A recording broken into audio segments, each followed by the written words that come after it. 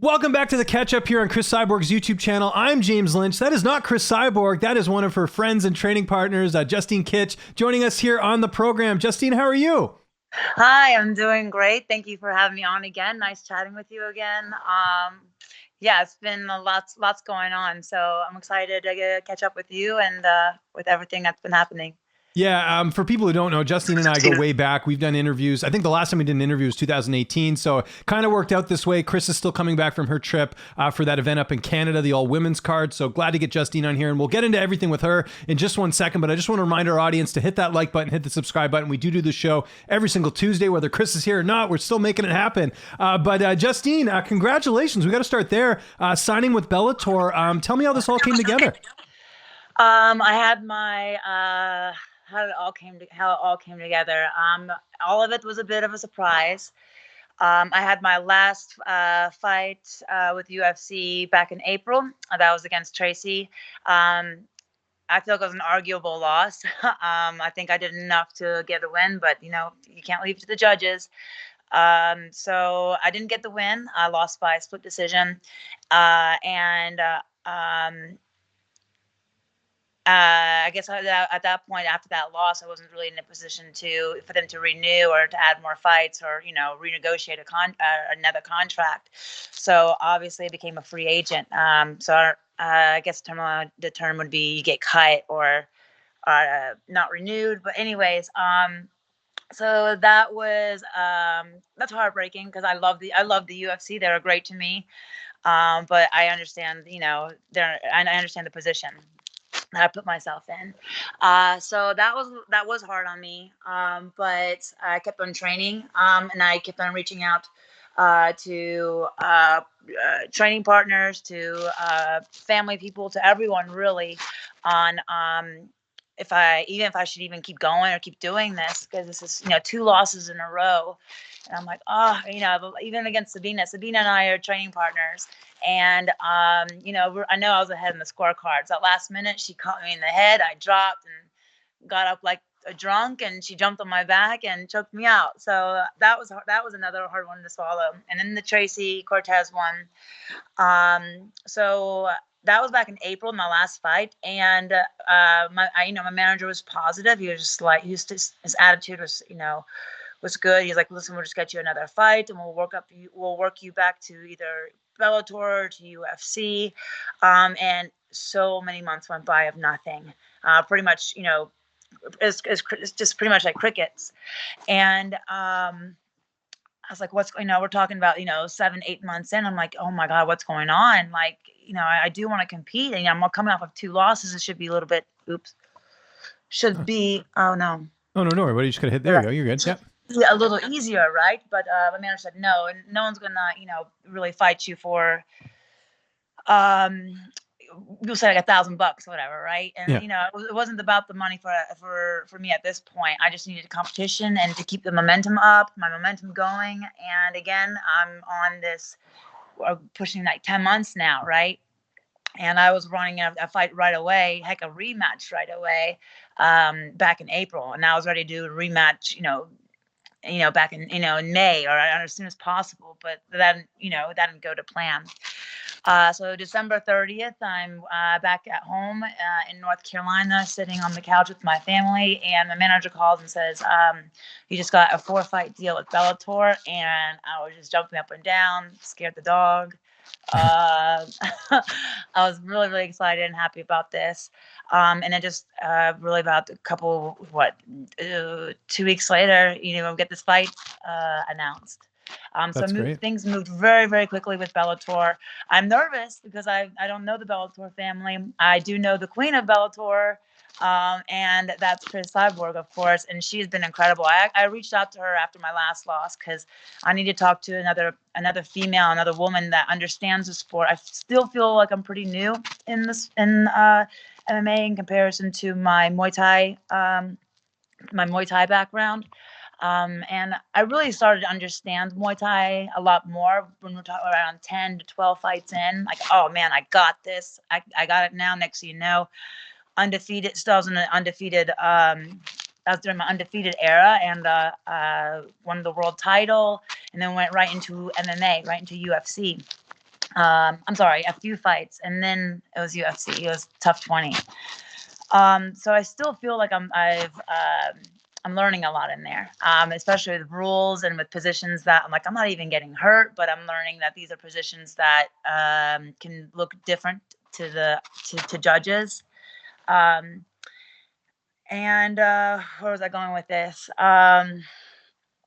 It was just really exciting that it was very exciting that I got got the deal. It's a 4-fight deal, and that they found me an opponent. But I do feel nervous because this is a whole new family, and I love the UFC family. They were great with me, but I think this is gonna be my new home now, and I have the best female fighter in the world guiding me, and letting me know how, really teaching me, not by telling me, by showing me how a proper training camp is. Because in MMA, you got wrestling, jiu-jitsu, striking, you got striking, you got strength and conditioning, and it's just, I want to do it all in one day, right? Obviously, it's not possible, and that's it's very difficult to get it all in. So she's really helping me and showing me how to balance things.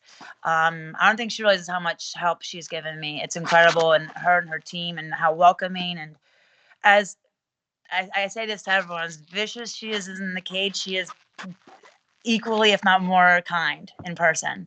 Mhm. I've never met such a generous individual, and she cares. She knows, she's as you have to kind of be like selfish, and in the fight world, in the sense that you have to be really honed in on your schedule and what you're doing, what your body is doing, and she's shown me how she can put attention to so many other things, facets of life, not just that, and still be successful. And that's really, it's a relief to see her. Just not just she doesn't just say it. I watch her do it, and I've grown exponentially. I would like to say, um, just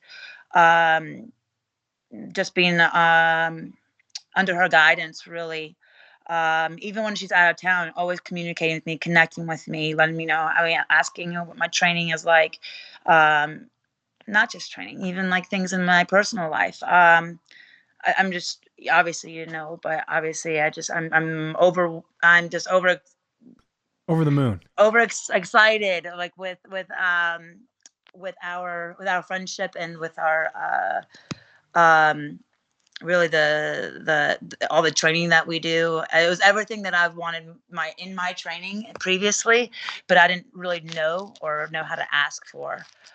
So Gotcha. this has been huge for me, and I can't wait to see how much improvement there is, or to even show how much improvement there is. Since April, I've learned so much. Cool. Well, that's great. And you sort of take me back a bit. How did you and Cris initially link up and start working together? This actually was several years ago, I like to say. Through my coach over at Black House. I remember one way or another we met up for grappling. She does small groups, private grappling sessions, and so I met her that way. I was just I think it was helping her prepare for her camp, where she was about to start camp. But then I reached out to her after my last loss, because I was like, I wasn't even sure if I needed to stay in California or get out, and I was like, hey, Cris, not sure if you remember, but if you remember me, but I would really like to talk to you, maybe go out to lunch or something. And we kind of jumped right. We jumped that, and we went right into training together. And next, I became one of her training partners for her past 2 camps. And man, I didn't realize how much I needed it, but I didn't have a lot of bigger or stronger females to train with. I'm usually the bigger one. And I'm the one that I got away with things I shouldn't have, been bigger and stronger. But I finally have come across a woman that is stronger and faster, and even and more wise, I would like to say, in um, of course, in the game, and that it really just catapulted from there, since being a training partner for her in her past 2 camps. Very cool. And her and her team, they've done so much. They've gone above and beyond to make me feel as comfortable as I am now for my new home, for Yeah. Bellator. That's awesome. Well, it's all kind of worked out, and you got a pretty notable opponent here in Deanna Bennett, a fellow tough alum. How excited were you to get that matchup and get to go, take her in your Bellator debut? I think this is an excellent matchup. I know she's a star too, and she's been in the game for a long time. She has maybe around over 20 MMA fights, maybe. And she's fought pioneers. She's the newcomers. She's got a good history, and she obviously has a good cage experience. So it's going to be a great fight, though, because I know she likes to box. I know she likes to grapple. I think she's good, but I think I'm better. There you go. And we're looking forward to that. That's coming up at Bellator 274. Justine, thanks so much for filling in today. It's awesome to talk to you again, and really excited for that Bellator debut coming up here February 19th. If there's anything you want to plug before we get out of here, I'll just remind our viewers, again, subscribe, hit that like button, check out CrisCyborg.com for the premium service and everything else. But Justine, if you got anything to plug, we'll give you the last word here today. Gosh, yes, absolutely. So now that I'm with Bellator, I can have sponsors all over my clothes. So if there's companies out there that are interested in being on my banner, my competition gear, please contact me on Instagram, social media, at Justine Kish, at JUSTINEKISH, for companies that might be interested in being a sponsor. Of course, information would be dealt through management or by email, but that would be amazing. And yeah, I hope you guys I hope everyone has I hope everyone tunes in and watches the Bellator. I think this is Bellator 274, February 19th, and it'll be in Connecticut.